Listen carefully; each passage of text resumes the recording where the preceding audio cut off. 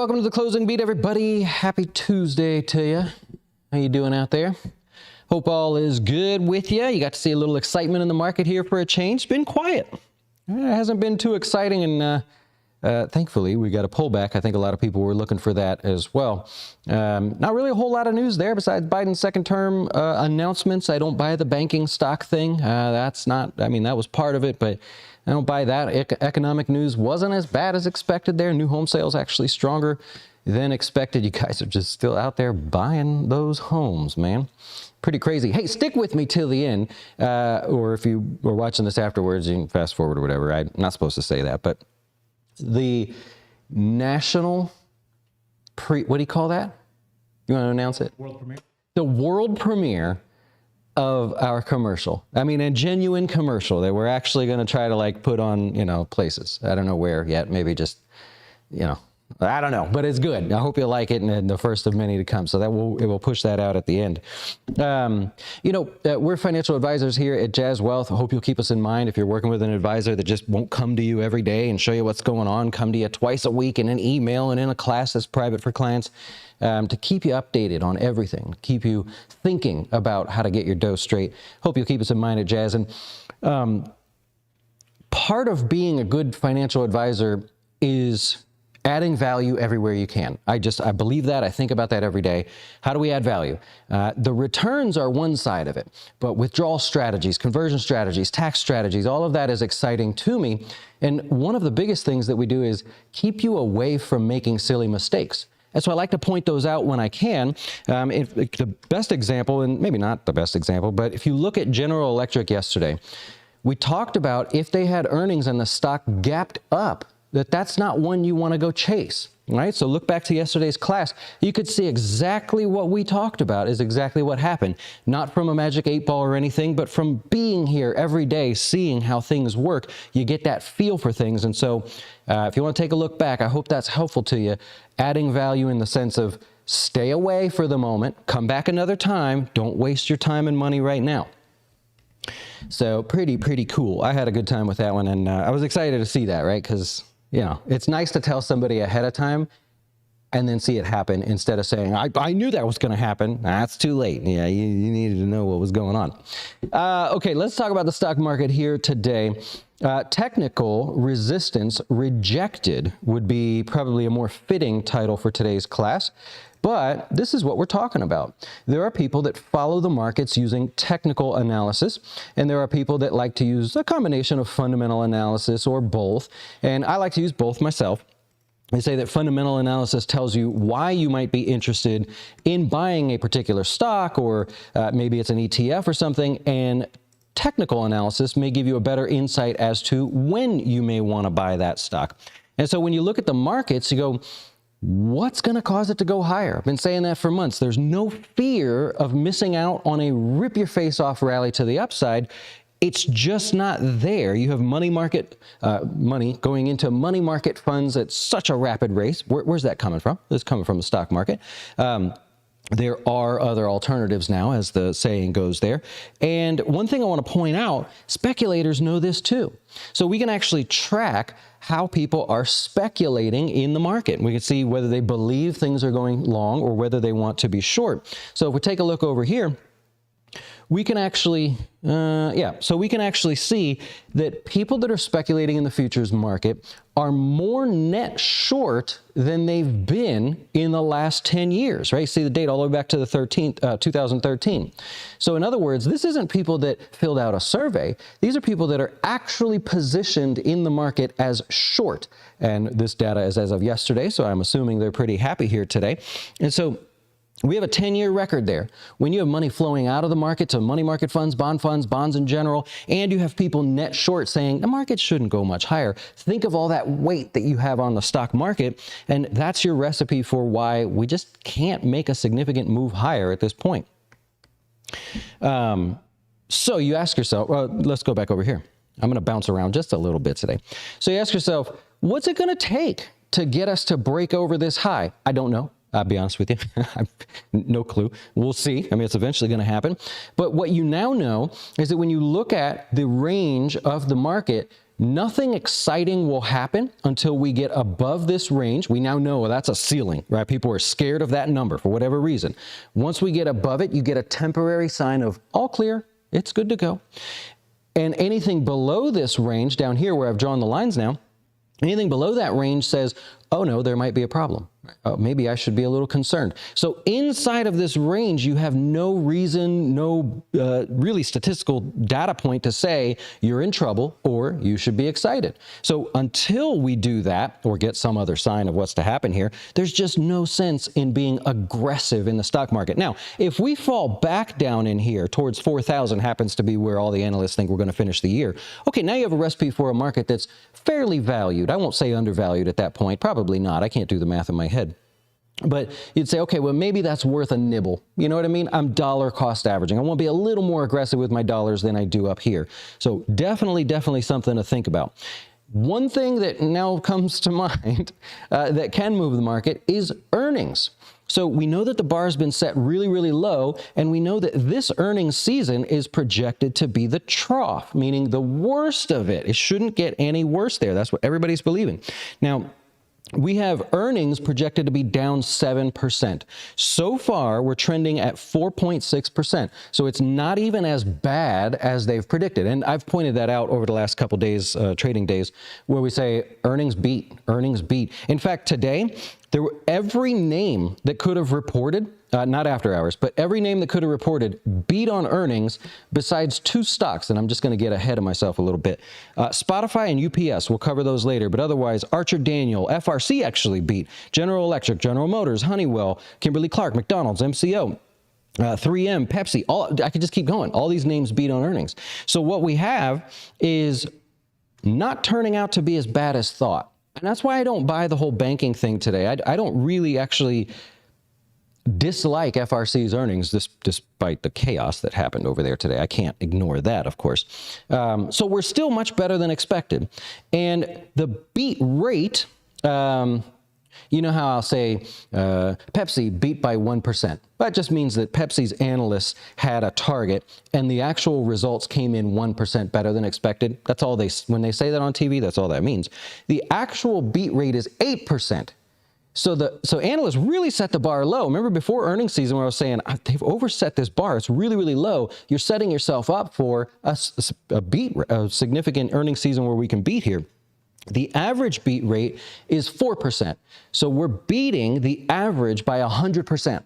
Okay, if that continues on that trend, and it's early, I don't know that it does, but if that continues on that trend, well, that's a recipe for a market that should be priced higher, shouldn't it be? So we'll see how that goes. It's a tough one to balance both of those comments I've just said over the last few minutes and try to wrap your head around a market that's worth a lot more. Yeah, it's a tough one. You know, I'll give you that one there. So if we look over at the stock market here, you can see the S&P has pulled back. We now know our ranges there. The NASDAQ is somewhat similar, however, in an uptrend. So the support area or the nibble area would be towards the bottom of that uptrend. So you'd go something like this. I'm just going to do it quick to draw a line for you. So you can see what we've got going on. Anything that pulls back in this area will be met with some interest. I don't know that that's the inflection point and we turn around and rally higher, but that is the first area as we do pull back. The Dow's in a similar position, but it has a very obvious overhead ceiling. And so now we know you don't get the all clear until we trade above that and get some kind of excitement there. And that's where we stand with that. If you look at the Russell, that had the worst day today, I believe, out of all of them. Yeah, 2.5% lower on the day. That's your smaller banks. The real action, as we've already mentioned, the real action through earnings season is all those regional and small banks. That's what the concern is. The big banks, they're like, we can weather this. Go ahead, withdraw your money. You're not hurting us.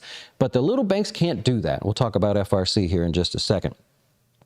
Okay, also, volatility. Let's say that you're someone, let's say you're someone who thinks that the market will become more volatile in May and June. Are you right? We can actually take a look and see there. Volatility is officially priced in the markets. And the way you do this is you look at the VIX butterflies. Don't bother. If that scares you, don't worry. You just take the price of the monthly contract and then the average price of the previous and the next one. That's all you do, and you just subtract that out. We just basically plot that on a chart for you. You can see that in May, volatility is priced in, really towards the end of May there. And if you look at June, volatility is priced in. But after that, summertime quietness. July and August, a little bit of volatility, but not much. That's positioning. That's not a survey. That's the actual buying and selling of VIX futures contracts to let you know that people are betting their money that it will be more volatile as we go into those 2 months. I personally find that fascinating because it's not stopping people on the street and saying, hey, do you think the market's going to be more wild in the next month? No, it's actually like, would you be willing to bet money that it's going to? And these people said, absolutely. Yeah, that's a no-brainer. That's essentially what they're saying on that chart there. So rather interesting. I don't have a lot of like individual stock discussions today because there's just so much other stuff going on in the market. I do want to point out one thing. I get this question a lot. People that are concerned. They say, the stock market bothers me. I don't like this or that, or the country's going to hell, or, everybody's got something. And so they say, well, how do I become more diverse? And the answer is not become more diverse. The answer is become less correlated to the market. Make sense? So if you were to own shares of NVIDIA and you wanted to be more diverse, well, that could mean being in more semiconductors.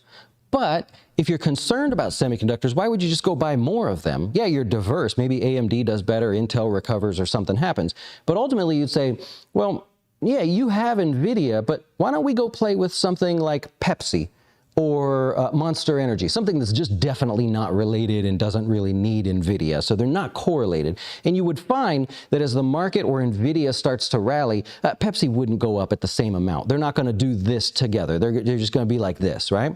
And so that correlation makes a big difference. I did not have time to prepare my own scenario, so I used what platforms we have available to us. Well, I don't know if you can see. I hope the numbers are clear there. But this is everything in the world, essentially.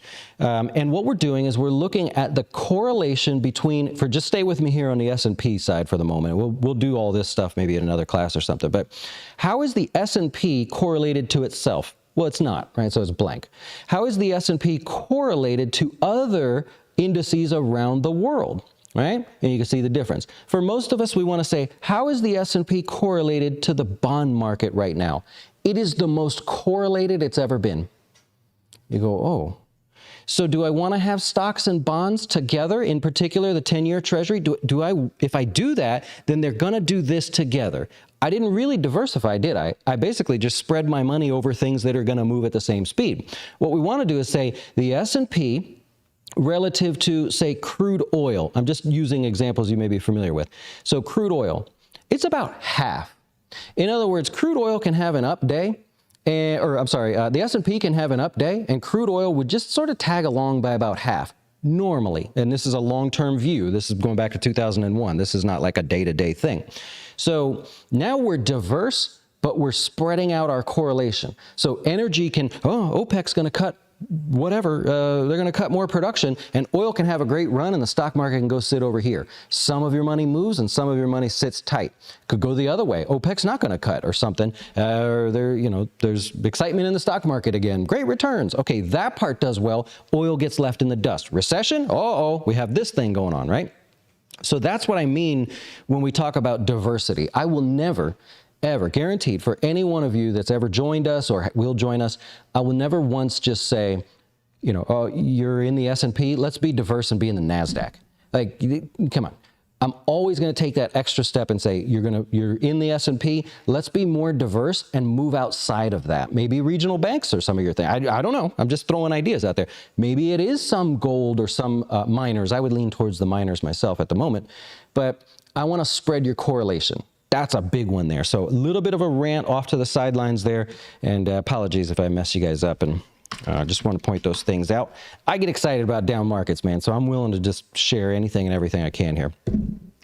I don't know that people are excited about FRC's down market, though. That was, what, 50%, right? 49.38. Yeah, that's a tough day. So obviously breaking the lows, technical analysts are going to love that. I'm sorry, technical traders are going to love that. And the trouble is, if you like that sort of thing and you're a day trader, they all went to this one today. It was at the top of every scanner, everything you could imagine, because it's an all clear, but to the downside. So people basically just get short in the morning, hold on to it, market closes, they get out and they take their money and run. That's kind of an easy technical pattern for them. Now, FRC, they did lower their, they did beat, but they lowered their expectations going forward. I want to point out revenue was down 13%, net income down 33%. All that still beat, believe it or not. The people had believed it was going to be worse. So the trouble with FRC, before you go watching the headlines and thinking the banking sector is going to be all a mess again, they lost about 40% of their deposits. Now just think like a bank for a second. You now have 40% less liquidity to deal with. You've got one hand tied behind your back. You have to replace that money because you go under. Your clients need that money. They're making withdrawals and stuff throughout the day. So the trouble is now they have to go get that money from somewhere. The cost to get that money, well, you know, if you're going to go buy a car, the cost to borrow money to get a car, the cost of money to borrow a house, unfortunately, is now even more expensive.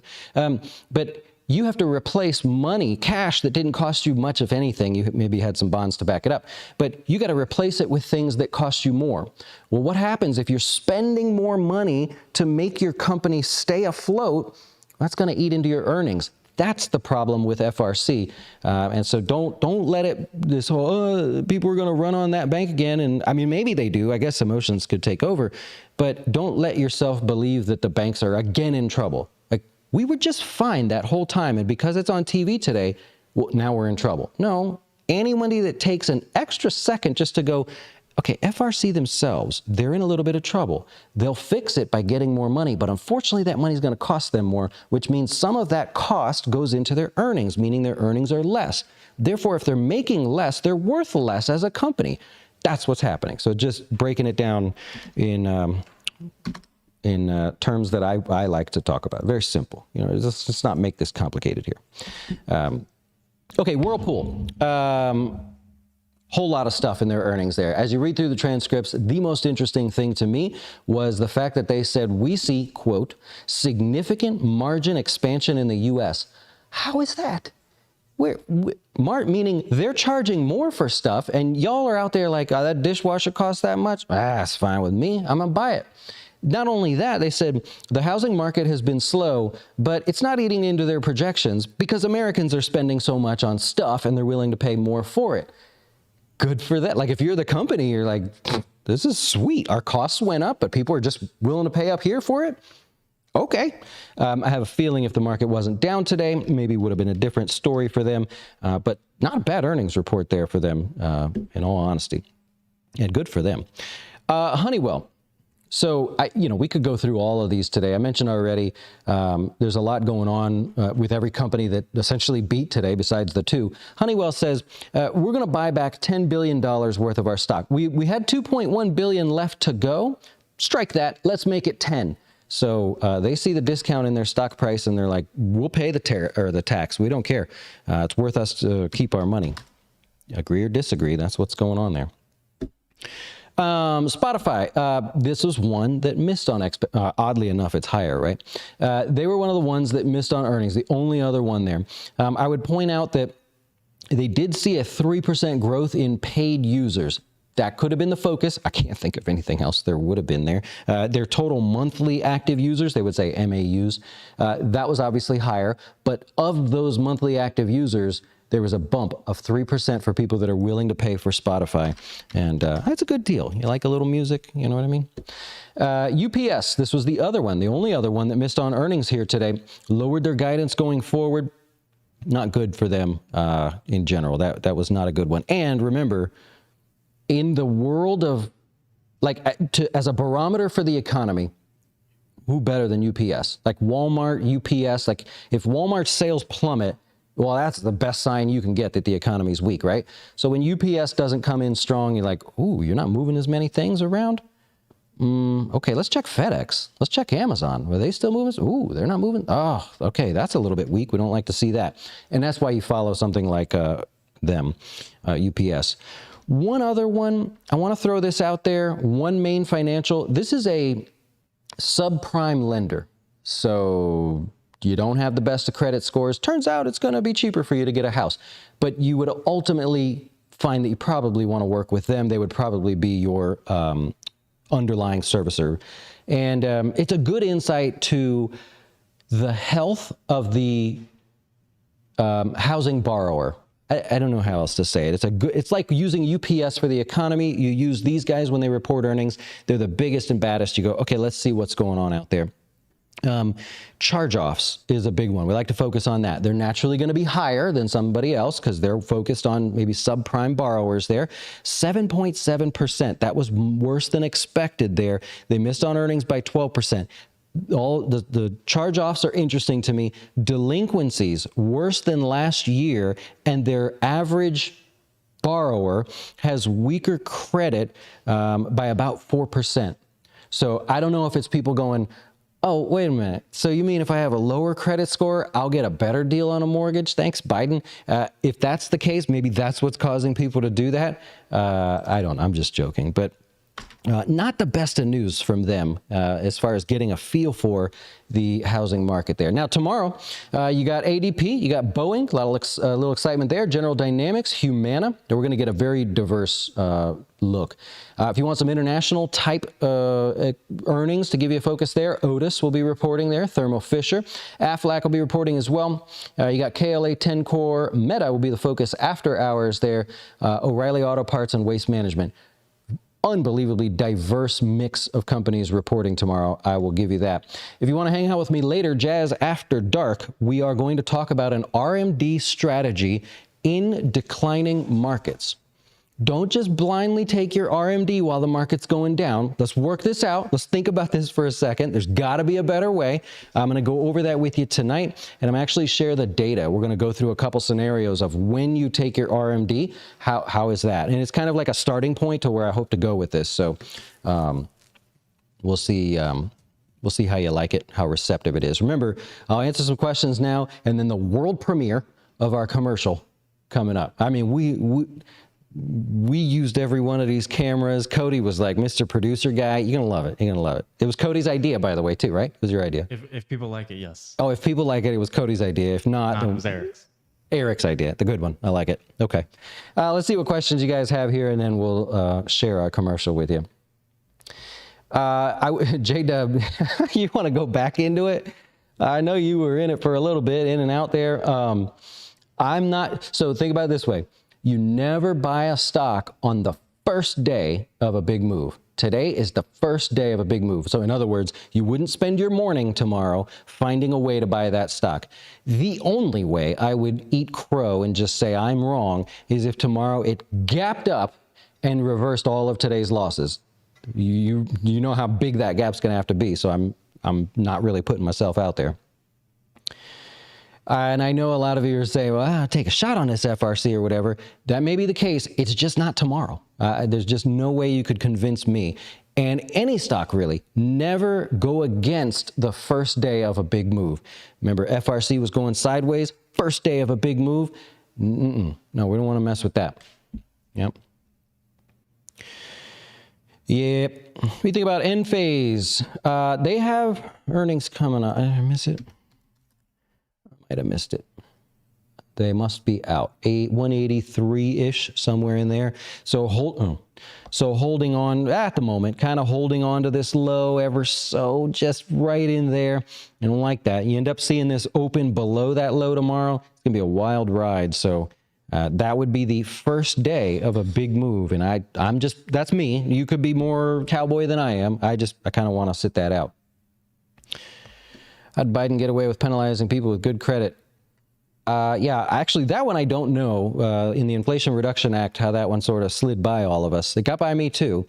But how that's not the focus on financial media, that's weird. That's what bothers me. Like, we should be talking about this. Not that there's anything we can do.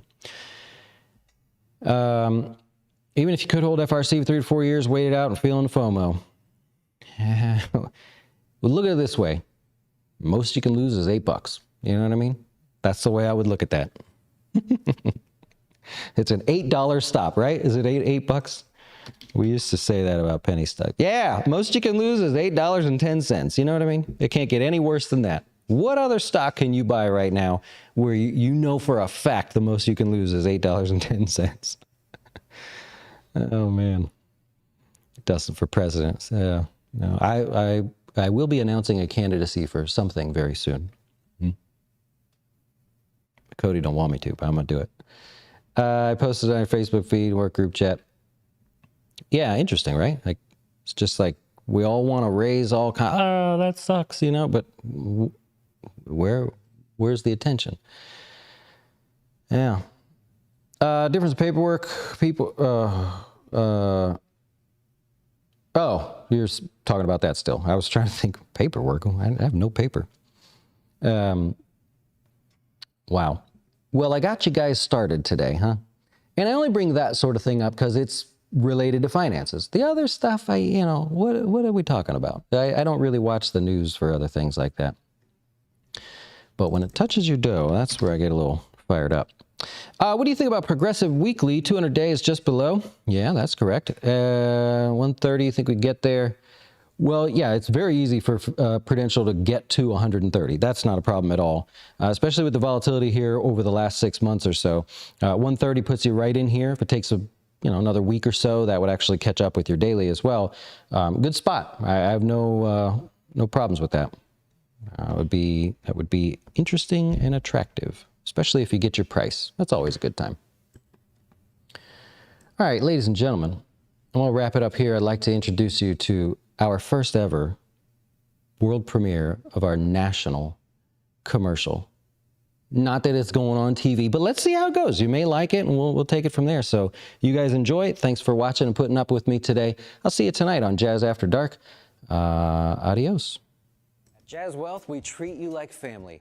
That was going to be our slogan, but the employees here took it a little too seriously. You bought what? That wasn't in the plan that I built for you. Oh, quit crying. Don't spend one more dollar. I'm gonna start calling you Sylvester because you sound like a real... Tú siempre estás llorando como un bebé, llorancito. I'm not mad. I'm just disappointed. That's how you get your identity stolen. We decided to go with let our family be your family's advisor.